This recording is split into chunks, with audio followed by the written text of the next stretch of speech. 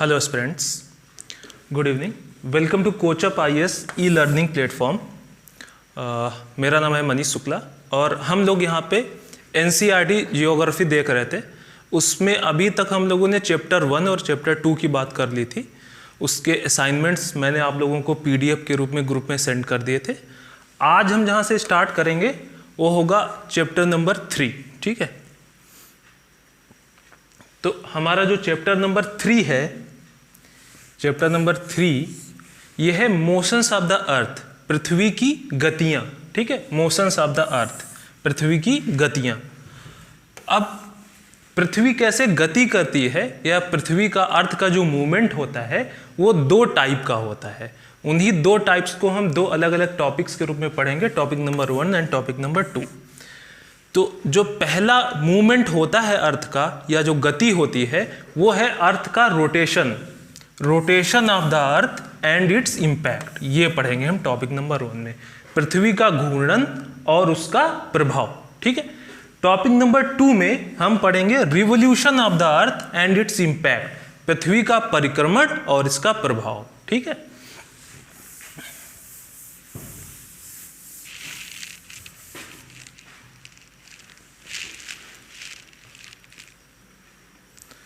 तो रोटेशन और रिवोल्यूशन के बारे में जानने से पहले कुछ चीजें जो इंपॉर्टेंट हैं वो हम देख लेते हैं यहाँ पे, ठीक। एक है एक्सिस, अर्थ का जो एक्सिस होता है, ठीक, उसके बारे में आप समझिए। तो एक्सिस जो अर्थ का होता है, आपको मैं ग्लोब के माध्यम से समझाऊंगा तो आपको ज़्यादा अच्छा समझ में आएगा। ये देखिए, ये है अर्थ का एक्सिस, ये एक जो नीडल पड़ी हुई है, ठीक, इसके अराउंड अर्थ क्या हो रहा है, रोटेट कर रहा है। तो जो अर्थ का एक्सिस होता है वो एक्सिस के अराउंड, जिस एक्सिस के अराउंड अर्थ रोटेट करता है वो है एक्सिस जो अर्थ का ऑर्बिटल प्लेन होता है। मतलब वो प्लेन जिस पर अर्थ सूर्य के चारों ओर चक्कर लगाता है, उस ऑर्बिटल प्लेन से जो अर्थ का एक्सिस है वो 66.5 डिग्री का एंगल बनाता है। इसको आप ऐसे समझिए, ठीक।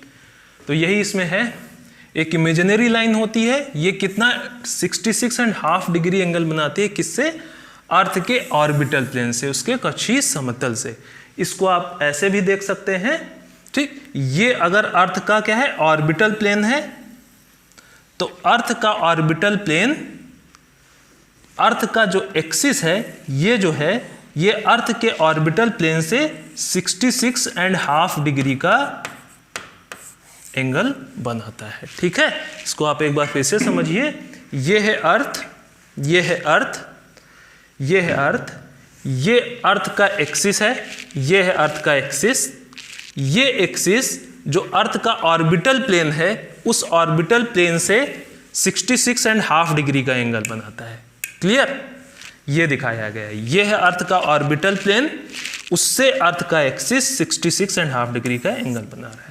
तो ये चीज़ें आपको बाद में देखेंगे कि किसका क्या इम्पैक्ट होता है। ये जो 66.5 डिग्री का एंगल बनाता है एक्सिस, इसका क्या इम्पैक्ट होता है वो जानने से पहले आपको ये जानना इम्पॉर्टेंट था कि जो अर्थ का एक्सिस होता है वो उसके ऑर्बिटल प्लेन से 66.5 डिग्री टिल्टेड है, इंक्लाइंड है। फिर जो दूसरी चीज़ जो जानना आपको इम्पॉर्टेंट है वो है सर्किल ऑफ इल्यूमिनेशन या प्रदीप्ति वृत्त। प्रदीप्ति वृत्त क्या होता है, देखो जो अर्थ का शेप होता है वो कैसा है, स्फेरिकल शेप है। तो क्योंकि स्फेरिकल शेप है तो अर्थ का केवल एक पार्ट ही जो सूरज को, सन को फेस करेगा, उसमें क्या होगा, उसमें लाइट रहेगी, और जो सूरज के अपोजिट साइड पे होगा उसमें रात्रि रहेगी या नाइट रहेगी। तो half of it that gets light from the sun at a time, उसको हम क्या बोलते हैं, the portion facing the sun experiences day. तो आधा पोर्शन जो सन को फेस कर रहा है एक टाइम में, उस पोर्शन पे क्या होगा, डे होगा, और जो दूसरा हाफ है जो कि सन के अपोजिट साइड में है, वहां पे क्या होगा, अंधेरा होगा और वो नाइट फेस कर रहा होगा, ठीक।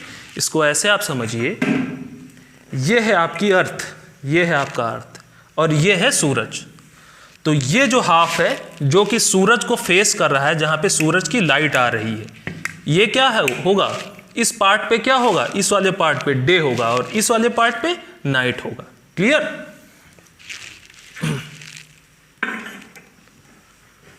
अब एक चीज जो जानना आपको बहुत इंपॉर्टेंट है वो ये है कि जो सर्किल ऑफ इल्यूमिनेशन होता है, जो प्रदीप्ति वृत्त होता है और जो अर्थ का एक्सिस होता है, ये कोइंसाइड नहीं करते हैं।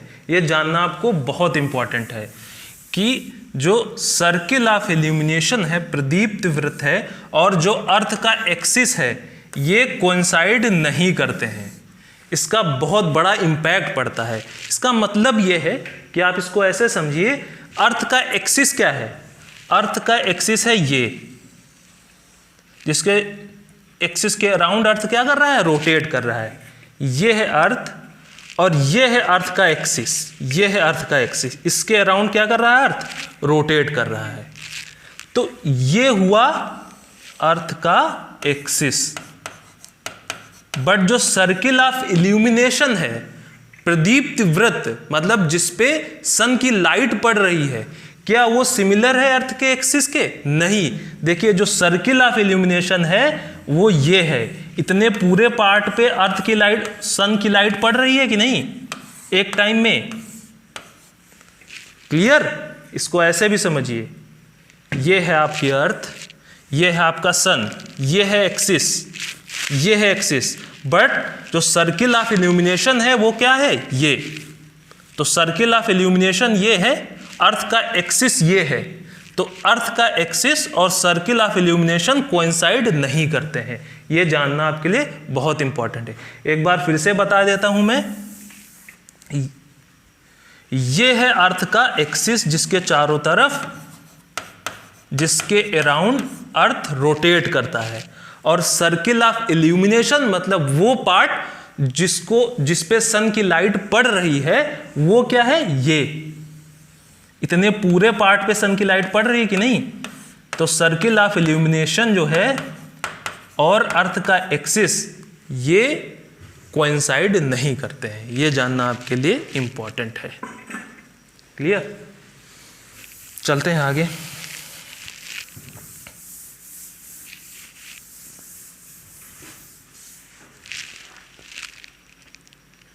इसको एक बार आप देख लीजिए।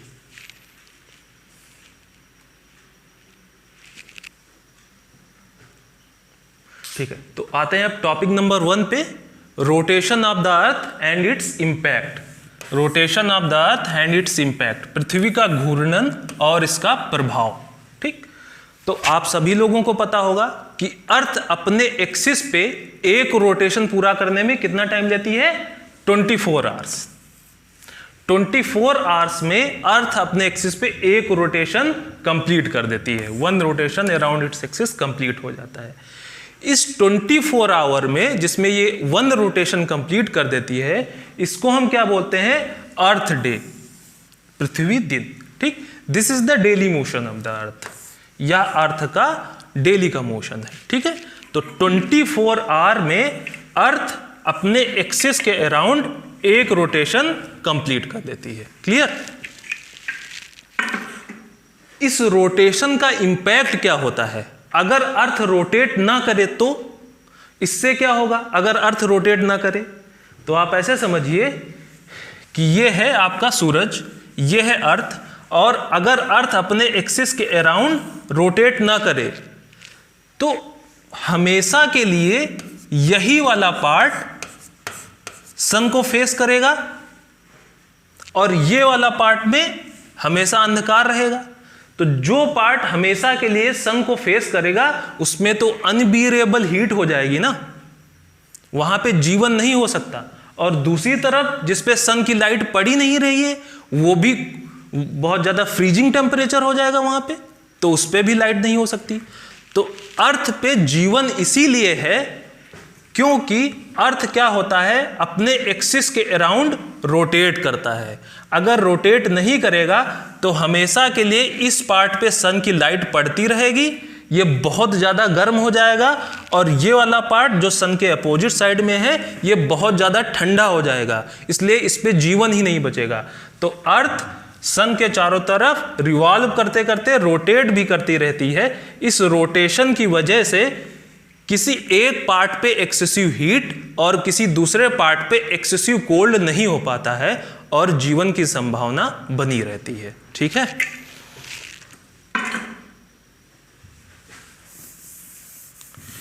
यही चीज इसमें लिखा गया है कि आप समझिए कि अगर अर्थ रोटेट ही ना करे, if earth did not rotate, तो होगा क्या?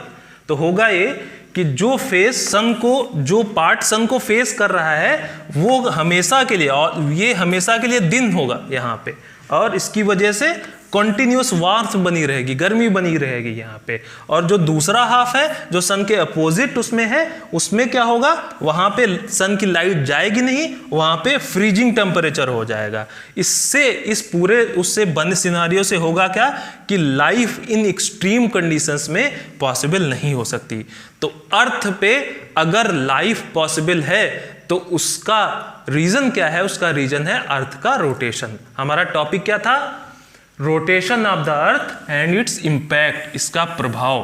तो इसका प्रभाव क्या है रोटेशन का कि इसकी वजह से अर्थ पे एक्सट्रीम कंडीशन नहीं होती है और लाइफ बनी रहती है इसकी वजह से। ठीक है, इसको आप एक बार फिर से देख लीजिए। ठीक है, आगे चलते हैं।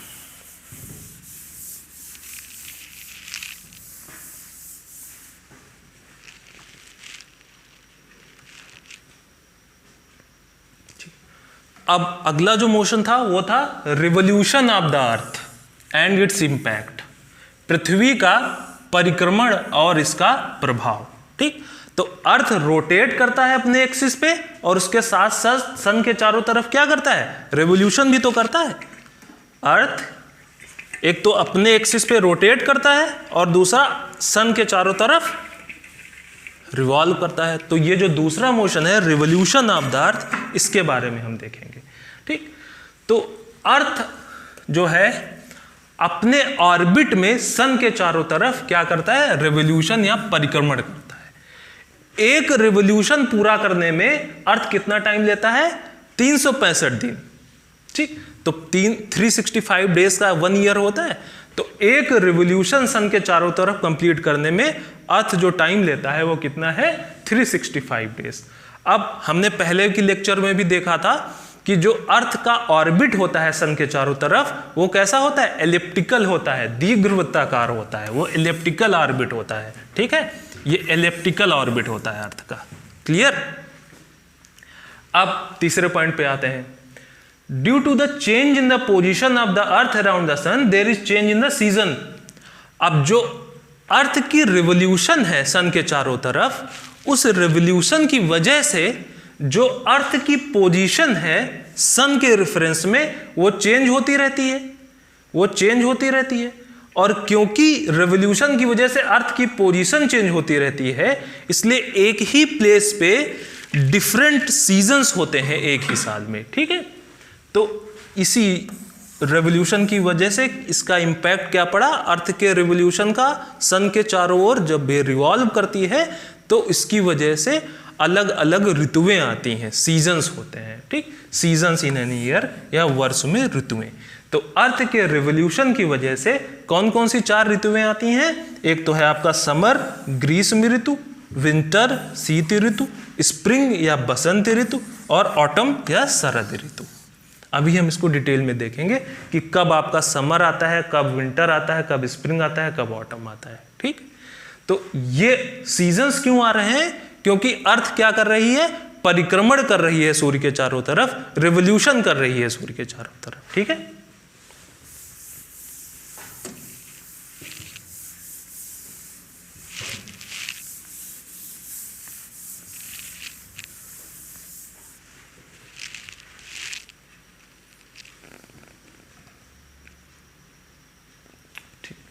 ये देखते हैं वही चीज, जो अर्थ है वो सन के चारों तरफ क्या कर रही है? रिवोल्यूशन कर रही है ना, एलिप्टिकल ऑर्बिट में। इस रिवोल्यूशन की वजह से डिफरेंट सीजन्स होते हैं। उन डिफरेंट सीजन्स में ठीक अर्थ की एक पोजीशन होती है अलग अलग सीजन्स में। तो उन पोजीशंस को और सीजन के इस पूरे सिनेरियो को पढ़ते हैं हम। Positions of the earth and resultant seasons. जो अर्थ की पोजीशन है सन के रेफरेंस में उसको देखेंगे और उसकी वजह से जो सीजनल चेंजेस होते हैं, मौसम में जो बदलाव होते हैं, ऋतुओं में जो बदलाव होता है, उनको देखेंगे। ठीक, तो सबसे पहले 21 जून, ये डेट आप याद करिए, 21 जून। इस 21 जून को, ठीक, जो अर्थ की जो पोजीशन होती है सन के रेफरेंस में, उस पोजीशन को हम क्या बोलते हैं? समर सॉल्स्टिस या उत्तर अयनांत। समर सॉल्स्टिस या उत्तर अयनांत। अब देखिए, ये है अर्थ और ये रिवॉल्यूशन कर रही है सन के चारों तरफ। 21 जून को जो हमने पिछले लेक्चर्स में क्या देखा था कि जो मिड डे सन होता है उसकी वर्टिकली ओवरहेड रेस कहां से कहां तक सीमित रहती हैं? ट्रॉपिक ऑफ कैंसर से ट्रॉपिक ऑफ कैप्रिकॉन तक, कर्क रेखा से मकर रेखा तक, 23.5 डिग्री नॉर्थ से 23.5 डिग्री साउथ तक। ठीक, यहां तक ही जो सन की रेज रहती है या जो मिड डे सन की ओवरहेड पोजीशन रहती है वो इसी में सीमित रहती है। 365 दिन साल भर जो सन की वर्टिकली ओवरहेड रेज रहती हैं वो इसी जोन में कॉन्सेंट्रेटेड रहती हैं। इसके बाहर जैसे आप जाओगे तो सन की रेज कैसे पड़ती जाती हैं? क्योंकि अर्थ का शेप कैसा है? स्फेरिकल, तो सन की रेज कैसी होती जाती है? स्लैंट होती जाती हैं। ये हमने पिछले लेक्चर में देखा था। ठीक, तो जो 21 जून की डेट होती है, इस डेट को जो सन की वर्टिकल ओवरहेड आने की जो प्रोबेबिलिटी है, जो सन की जो रेज होती हैं वो वर्टिकली ओवरहेड अर्थ के किस पोजीशन पे आती हैं? ये आपकी ट्रॉपिक ऑफ कैंसर पे आती हैं, 23.5 डिग्री नॉर्थ पे। ठीक है, 21 जून को जो अर्थ की वर्टिकली ओवरहेड रेज हैं, ठीक, जो कि 90 डिग्री एंगल बना के आती हैं और इसलिए वो कम एरिया में कंसंट्रेटेड रहती हैं और ज्यादा गर्म कर देती हैं इस एरिया को। ये कहां पे पड़ रही होती हैं?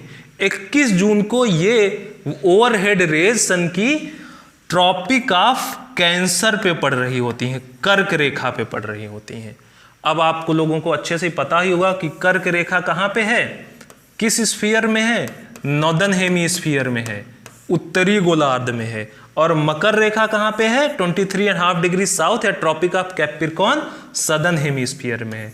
इसका मतलब यह है कि 21 जून को जो सन है उसकी जो वर्टिकली ओवरहेड रेज हैं वो किस हेमीस्फीयर में है? वो उत्तरी गोलार्ध में है या नदर्न हेमीस्फीयर में है। ये है आपका इक्वेटर 0 डिग्री लाइन और ये है आपका नदर्न हेमीस्फीयर और ये है आपका सदर्न हेमीस्फीयर।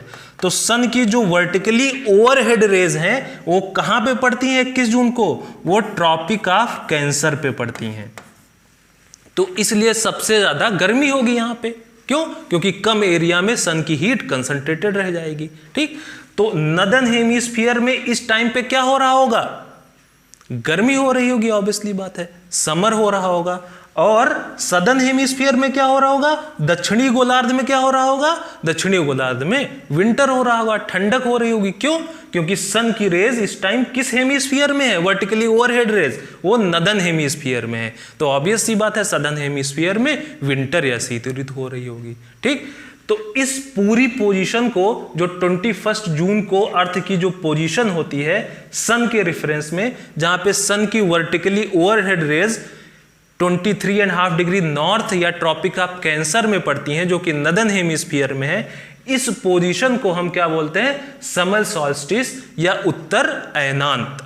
उत्तर अयनांत में होता क्या है कि जो आपका नदर्न हेमीस्फीयर है वहां पे समर होता है या ग्रीष्म ऋतु होती है, और जो सदर्न हेमीस्फीयर है या जो दक्षिणी गोलार्ध है वहां पे विंटर हो रहा होता है। क्यों? क्योंकि सन जो है वो उससे दूसरे गोलार्ध में है, ना कि उस गोलार्ध में। ठीक, तो यही हमने देखा कि 21 जून को 21 जून को समर सोल्स्टाइस या उत्तर अयनांत बोलते हैं। जब ऐसा होता है तो नदर्न हेमिस्फीयर में समर हो रहा होता है और सदर्न हेमिस्फीयर में विंटर हो रहा होता है। क्लियर? फिर ऐसे ही अर्थ रिवॉल्व करता करता करता करता यहां पे पहुंचा ठीक। 22 दिसंबर को 22 दिसंबर को हम बोलते हैं विंटर सॉल्स्टिस या दक्षिण अयनांत। ठीक, 22 दिसंबर को हम विंटर सॉल्स्टिस या दक्षिण अयनांत बोलेंगे।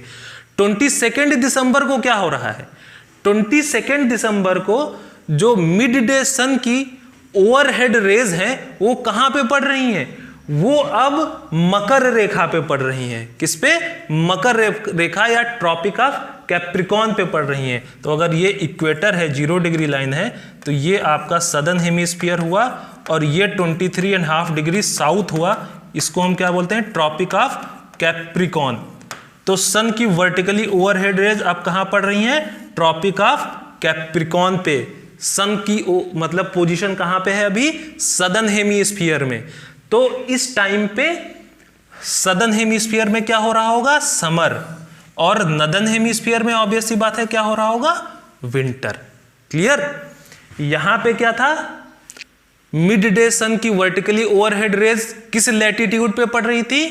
ट्रॉपिक ऑफ कैंसर पे। वो कहां है? Northern hemisphere. तो नदर्न हेमिस्फीयर में क्या था? समर, और सदर्न हेमिस्फीयर में विंटर।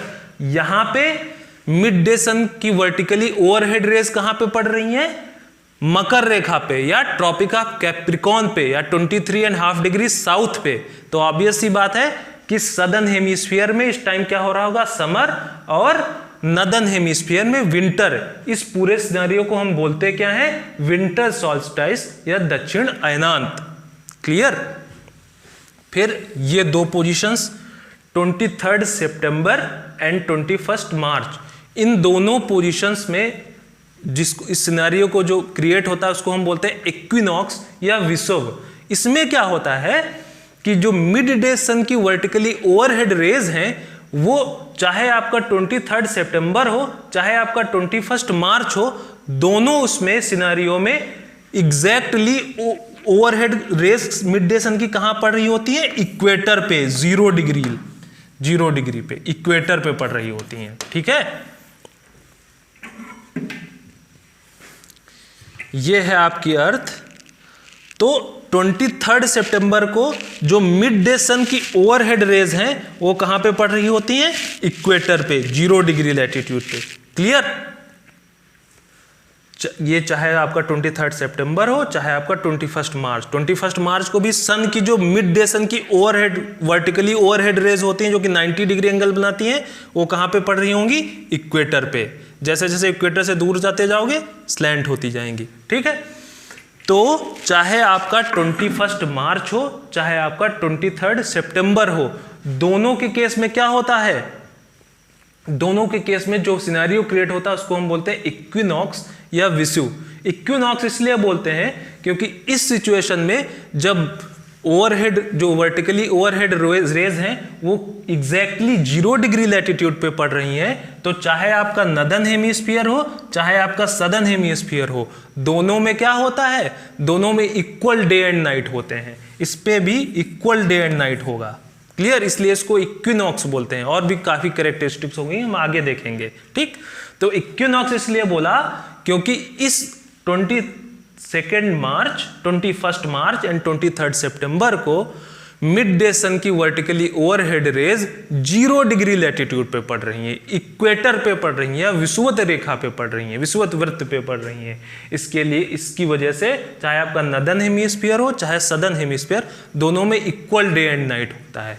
जबकि 21 मार्च को, 21 जून को जबकि आपका समर सॉल्स्टिस था, तब सन की पोजीशन वर्टिकली ओवरहेड रेज की कहां पे थी? ट्रॉपिक ऑफ कैंसर पे, माने कि नदर्न हेमिस्फीयर में, उत्तरी गोलार्ध में। तो इसलिए इस सिनारियो में उत्तरी गोलार्ध में दिन बड़ा होता है और रातें छोटी, जबकि सदर्न हेमिस्फीयर में रातें बड़ी होती हैं, दिन छोटे। एग्जैक्टली अगर इस उसमें आए 22 दिसंबर की सिचुएशन, जबकि मिड डे सन की ओवरहेड रेज कहां पे पड़ रही है? ट्रॉपिक ऑफ कैप्रिकॉर्न पे, 23-23.5 डिग्री साउथ पे। तो जो सदर्न हेमिस्फीयर होता है, दक्षिणी गोलार्ध है, उसमें दिन बड़ा होता है, रातें छोटी, और नदर्न हेमिस्फीयर में रातें बड़ी, दिन छोटे। इक्विनॉक्स के सिचुएशन पे दोनों में बराबर। ठीक है, ठीक। अब एक एक चीज को हम आगे एक एक करके समझेंगे इसको। ठीक, ये आप थोड़ा सा इसको एक बार फिर से देख लीजिए इस पूरे सिनेरियो को।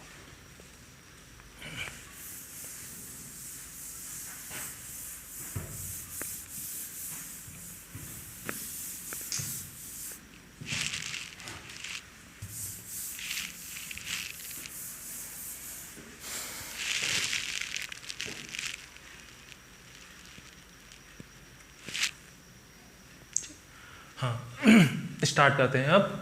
समर सॉल्स्टाइस या उत्तर ऐनान जो कि 21 जून को होता है, इसमें इस सिचुएशन पे हो क्या रहा है, हमने क्या देखा था 21 जून को, पहला पॉइंट क्या है 21 जून को जो नदन हेमिस्फीयर है या जो उत्तरी गोलार्ध है, ये उत्तरी गोलार्ध क्या है सन की तरफ टिल्ट हुआ है, it is tilted towards the सन।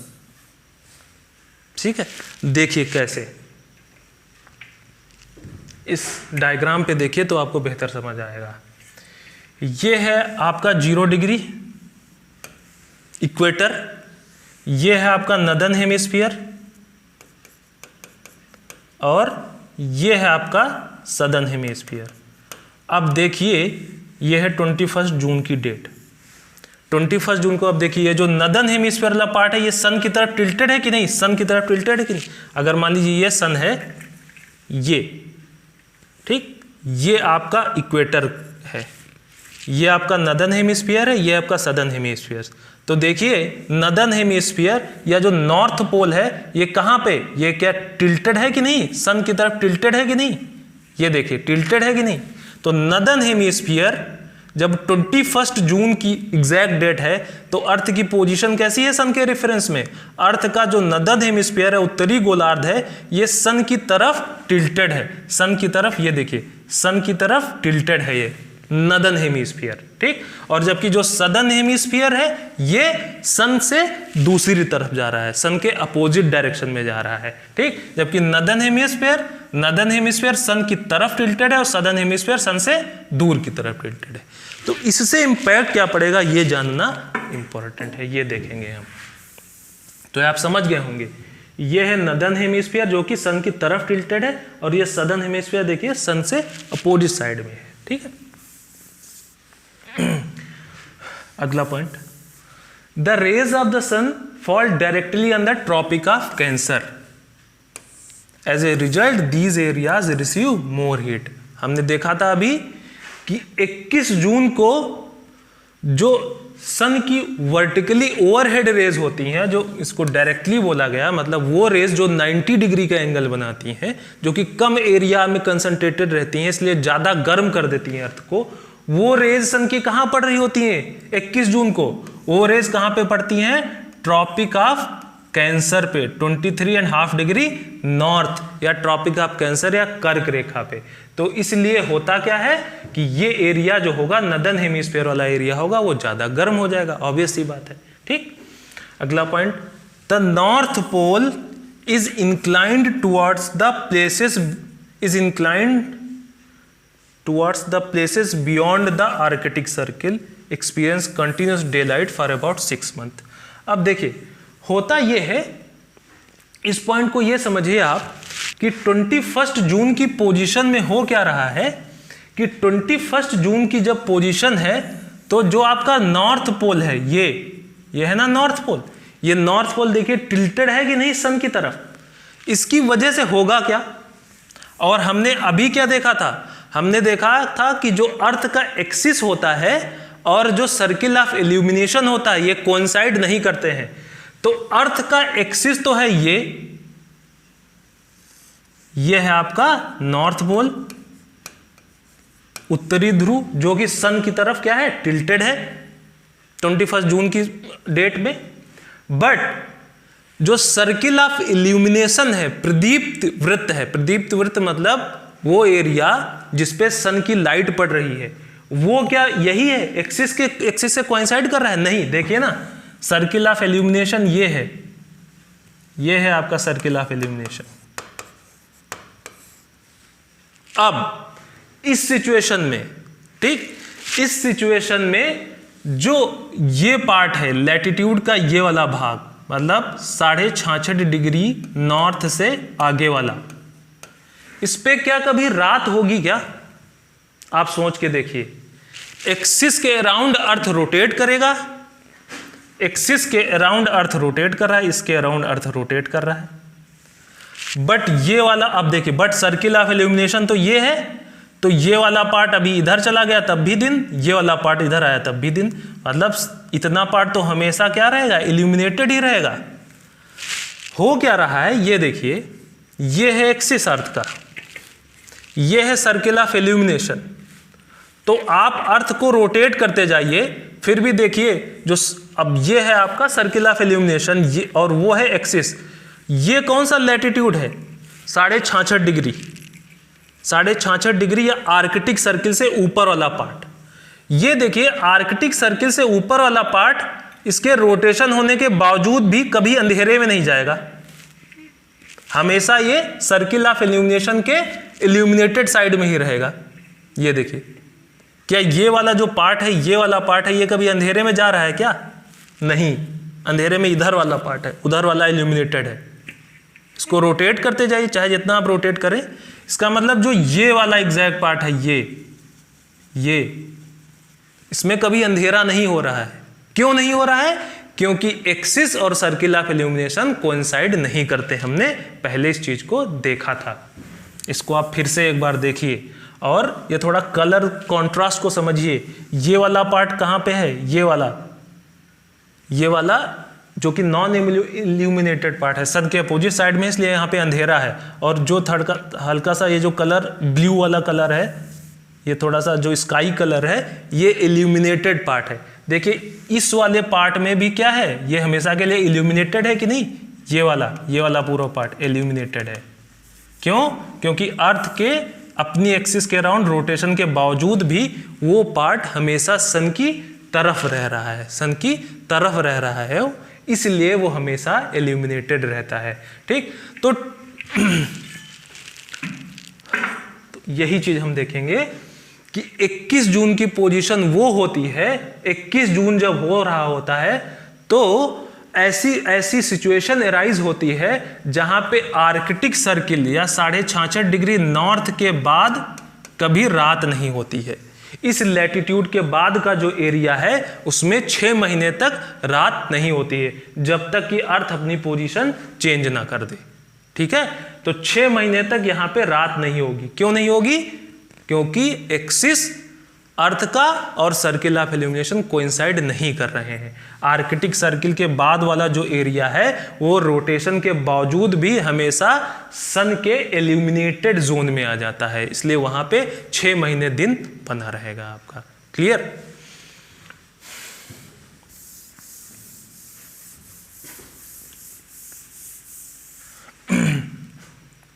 ये पॉइंट हमने देख लिया।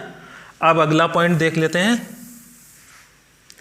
Since a large portion of the northern hemisphere is getting light from the sun, it is summer in the region. Obvious सी बात है। 21 जून को सन की वर्टिकली ओवरहेड पोजीशन कहाँ पे है? 23.5 डिग्री नॉर्थ में, मतलब सन नॉर्दर्न हेमिस्फीयर में ज्यादा हीट करेगा। तो वहां पे क्या कौन सी सीजन होगी? समर या ग्रीष्म। इस टाइम, ठीक, इस टाइम जो सदर्न हेमिस्फीयर होगा, जो दक्षिणी गोलार्ध होगा, उसमें एग्जैक्टली अपोजिट सीजन होगा। अगर नॉर्दर्न हेमिस्फीयर में क्या है? समर, तो सदर्न हेमिस्फीयर में विंटर हो रहा होगा, क्योंकि सन कहाँ पे है? इक्वेटर से नॉर्दर्न पार्ट में। तो अगर यहाँ पे सन की वर्टिकली ओवरहेड रेज यहाँ पे है तो यहाँ पे विंटर होगा, यहाँ पे समर होगा। ठीक है, तो ये हमने देखा समर सोल्स्टाइस के बारे में।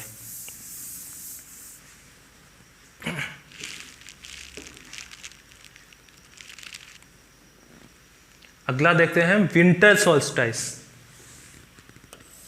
22 दिसंबर, विंटर सोल्स्टाइस या दक्षिण अयनांत। ठीक,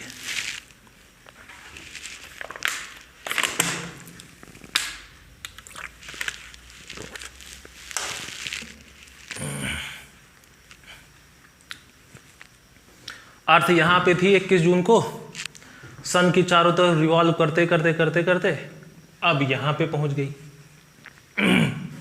तो 22 दिसंबर को जो सदर्न हेमिस्फीयर है वो अब टिल्टेड है सन की तरफ। देखिए आप इसको समझिए।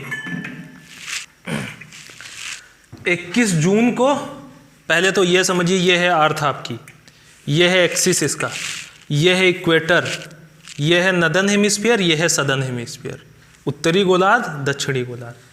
21 जून को सन की तरफ कौन सा पोर्शन टिल्टेड है? नॉर्दर्न हेमिस्फीयर की तरफ टिल्टेड है कि नहीं? अब ये क्या हुआ?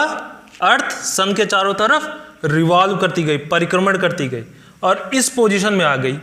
अब देखिए कौन सा हेमीस्फीयर टिल्टेड है सन की तरफ। अब ये सदर्न हेमीस्फीयर सन की तरफ आ गया कि नहीं, और नॉर्दर्न हेमीस्फीयर सन से दूर जा रहा है, जबकि सदर्न हेमीस्फीयर सन के करीब आ रहा है। ठीक, ये क्यों हुआ? क्योंकि अर्थ रिवॉल्व हुई सन के चारों तरफ। तो रिवॉल्व होते होते 22 दिसंबर को जो सदर्न हेमीस्फीयर है, ये देखिए सदर्न हेमीस्फीयर सन की तरफ आ रहा है, जबकि नॉर्दर्न हेमीस्फीयर सन से दूर जा रहा है।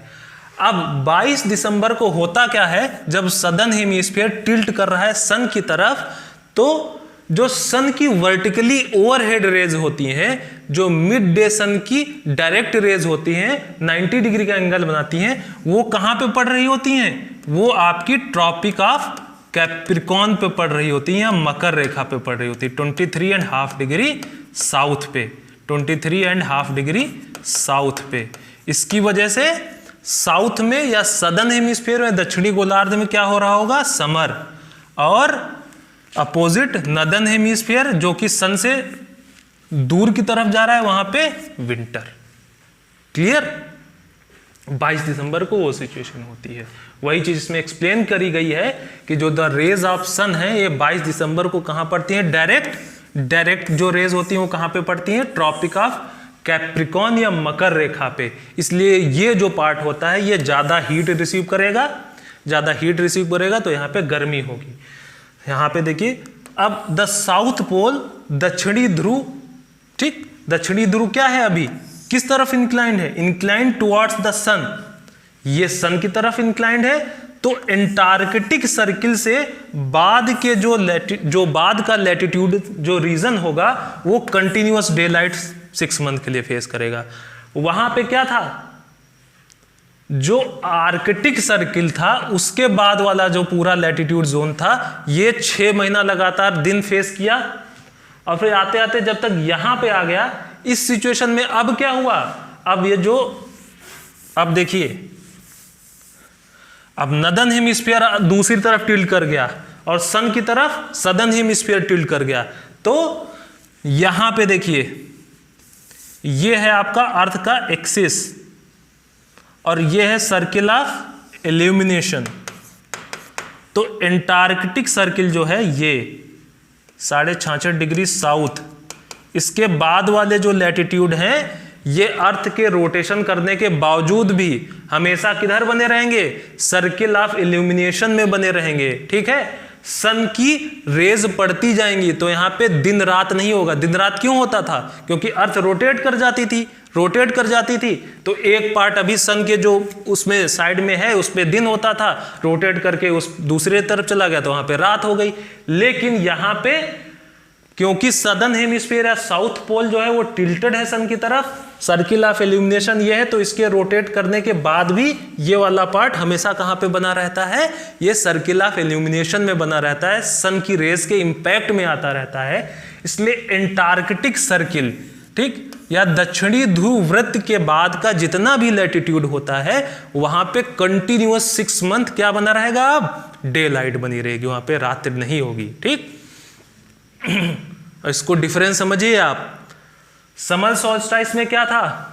नॉर्थ पोल टिल्टेड था सन की तरफ, सर्किल ऑफ इल्यूमिनेशन ये था, एक्सिस ये था, इसके एक्सिस के आसपास रोटेट करने के बावजूद भी आर्कटिक सर्किल, उत्तरी ध्रुववृत्त के बाद की जितना भी लैटिट्यूड जोन था, वहां पे हमेशा 6 महीने के लिए क्या बना रहता था? Day light. बट अर्थ के रिवोल्यूशन की वजह से होते होते एक सिचुएशन ऐसी आई जब नॉर्थ पोल सन से दूसरी तरफ चला गया और साउथ पोल सन की तरफ आ गया। अब एंटार्कटिक सर्किल या दक्षिणी ध्रुववृत्त वो टिल्टेड है सन की तरफ, और वो सर्किल ऑफ इल्यूमिनेशन के कंटिन्यूअस उसमें सन का रेज पड़ती जा रही है। तो अब जो है वो दक्षिणी ध्रुववृत्त के बाद वाला जो लैटिट्यूड जोन है, वहां पे 6 महीने क्या बना रहेगा? डे लाइट बनी रहेगी। अब क्योंकि सदर्न हेमिस्फीयर या जो दक्षिणी गोलार्ध है, वो उस पे सन का ज्यादा इंपैक्ट पड़ रहा है। ठीक, तो वहां पे क्या होगा? अब समर, और नॉर्दर्न हेमिस्फीयर में क्या होगा? जस्ट इसका अपोजिट, वहां पे विंटर हो रहा होगा अभी, क्लियर, वहां पे विंटर हो रहा होगा। जिधर सन की पोजीशन होगी वहां पे गर्मी होगी, और वहां पे जो दिन की जो लेंथ है वो बड़ी होगी, रात्रि का जो काल है वो छोटा होगा। ठीक, तो 22 दिसंबर को सन कहाँ पे है? सदर्न हेमिस्फीयर में, दक्षिणी गोलार्ध में। तो दक्षिणी गोलार्ध में ग्रीष्म ऋतु है, और दक्षिणी गोलार्ध में जो दिन है उसकी अवधि ज्यादा होती है, रात्रि की अवधि कम होती है। ठीक है, अब अगला देखते हैं, इक्विनॉक्स या विषुव। ठीक, तो हमने दो पोजीशन तो देख ली। अर्थ रिवॉल्व करते करते एक पोजीशन ये थी 21 जून की समर सॉल्स्टिस, इसको हमने बोला, इसको हमने विंटर सॉल्स्टिस 22 दिसंबर को बोला। अब दो और जो है इंपॉर्टेंट अर्थ की पोजीशन होती हैं, वो है इक्विनॉक्सेस उनको बोलते हैं, 21 मार्च को, 21 मार्च को एंड 23 सितंबर को। 21 मार्च और 23 सितंबर को जब इक्विनॉक्स होता है, इक्विनॉक्स क्यों होता है? क्योंकि इस टाइम में जो मिड डे सन की वर्टिकली ओवरहेड रेज होती हैं, जो कि 90 डिग्री एंगल बनाती हैं, वो कहां पे पड़ रही होती हैं अर्थ पे? वो इक्वेटर पे पड़ रही होती हैं, विषुवत वृत्त पे पड़ रही होती हैं। ठीक है, यहां पे पड़ रही होती हैं, ये आपकी वर्टिकली ओवरहेड जो रेज हैं वो कहां पे पड़ रही होती हैं? इक्वेटर पे पड़ रही होती हैं। और हम क्या जानते हैं? इक्वेटर कैसा लैटिट्यूड है? जहां से अर्थ दो इक्वल पार्ट्स में डिवाइड हो जाता है। इक्वेटर जो 0 डिग्री लैटिट्यूड है, वहां से अर्थ जो ग्लोब है वो दो बराबर भागों में बढ़ जाता है, नॉर्दर्न हेमिस्फीयर और सदर्न हेमिस्फीयर। तो क्योंकि सन की वर्टिकली ओवरहेड रेज इक्वेटर पे पड़ रही हैं, तो इस सिचुएशन में होगा क्या कि चाहे आपका वो नॉर्दर्न हेमिस्फीयर हो, चाहे सदर्न हेमिस्फीयर हो, चाहे उत्तरी गोलार्ध हो, चाहे दक्षिणी गोलार्ध हो, दोनों गोलार्धों में बराबर आपकी अवधि होगी डेज और नाइट की, दिन और रात्रि की अवधि बराबर होगी। ठीक है, वही हमने देखा 21 मार्च और 23 सितंबर को जो डायरेक्ट रेज होती हैं सन की, वो इक्वेटर पे पड़ती हैं, विषुवत वृत्त पे पड़ती हैं। इस पोजीशन में अब क्योंकि हमने क्या देखा था 21 जून को कौन सा हेमिस्फीयर टिल्टेड था सन की तरफ? सदर्न। फिर 22 दिसंबर को कौन सा हेमिस्फीयर टिल्टेड था? Southern hemisphere. बट 21 मार्च और 23 सितंबर को ना ही नॉर्दर्न हेमिस्फीयर और ना ही सदर्न हेमिस्फीयर, ना तो उत्तरी गोलार्ध और ना ही दक्षिणी गोलार्ध, कोई भी टिल्टेड नहीं रहता है सन की तरफ। ठीक ना, यही चीज हमने देखा। At this position neither of the poles tilted toward the sun. कोई भी पोल, चाहे उत्तरी ध्रुव हो चाहे दक्षिणी ध्रुव हो, कोई भी टिल्ट नहीं है सन की तरफ। क्योंकि टिल्ट नहीं, इसीलिए इसको इक्विनॉक्स बोला गया। ठीक, इसीलिए क्या होगा कि पूरे अर्थ पे equal days and equal nights होंगे। This is called equinox. इसको हम विषुव बोलते हैं या इक्विनॉक्स बोलते हैं। ठीक, अब 23 सितंबर को 23 सितंबर को कौन सा सीजन होता है? ऑटम सीजन या शरद ऋतु। कहां पे? नॉर्दर्न हेमिस्फीयर में। एंड अब जब 23 सितंबर, ये आपका 23 सितंबर रहा, ठीक, तो आपका जो नॉर्दर्न हेमिस्फीयर है, जो ये वाला पार्ट है, इसमें कौन सी ऋतु हो रही होगी? ऑटम। क्लियर। और सदर्न हेमिस्फीयर में स्प्रिंग या वसंत ऋतु। इसी तरफ जब 21 मार्च वाले इक्विनॉक्स की तरफ जाएंगे, तो अब यहाँ पे नॉर्दर्न हेमिस्फीयर में क्या हो रहा है? स्प्रिंग या वसंत। और यहाँ इस पोजीशन में अर्थ की सदर्न हेमिस्फीयर में क्या होता है? ऑटम या शरद ऋतु। तो हमने क्या देखा? हमने स्टार्ट कहाँ से किया था कि अर्थ का जो रिवोल्यूशन होता है उसकी वजह से सीजन्स चेंज होते हैं। तो देखिए सीजन चेंज हो रहे हैं कि नहीं? कभी कहीं पे गर्मी है, कभी कहीं पे ठंडक है, ठीक, कहीं कहीं पे वसंत, कभी कहीं पे वसंत है, कभी कहीं पे शरद ऋतु है। तो ये सब क्यों हो रहा है? क्योंकि अर्थ रिवॉल्व कर रही है, और जब अर्थ रिवोल्यूशन करती है तो सन के रेफरेंस में इसके डिफरेंट पार्ट्स की पोजीशन चेंज होती रहती है, और उसके अकॉर्डिंग उस पार्ट पे सीजन चेंज होते रहते हैं। ठीक, 365 दिन अर्थ ऐसे ही रिवॉल्व करती रहती है, और उसकी वजह से किसी एक पार्ट की पोजीशन सन के रेफरेंस में चेंज होती है, और उसकी वजह से वहां पे सीजनल चेंजेस आते हैं। ठीक है, तो ये हमने आज के लेक्चर में देख लिया पूरी तरह। यही है आपका chapter number 3, motions of the earth, पृथ्वी की गतियाँ। हमने क्या देखा? हमने देखा रोटेशन के बारे में देखा, हमने रिवोल्यूशन के बारे में देखा, घूर्णन के बारे में देखा और परिक्रमण के बारे में। घूर्णन के इम्पैक्ट देखे कि अगर रोटेशन ना होता तो लाइफ एग्जिस्ट नहीं करती। क्यों? क्योंकि एक पार्ट में एक्सट्रीम हीट हो जाती, एक पार्ट में एक्सट्रीम कोल्ड हो जाता। ठीक, तो घूर्णन होता है इसलिए लाइफ होती है, रिवोल्यूशन होता है, परिक्रमण होता है, इसलिए अलग अलग सीजन्स होते हैं, अलग अलग ऋतुएं पाई जाती हैं। ठीक है, तो चैप्टर नंबर 3 में आपका इतना ही है।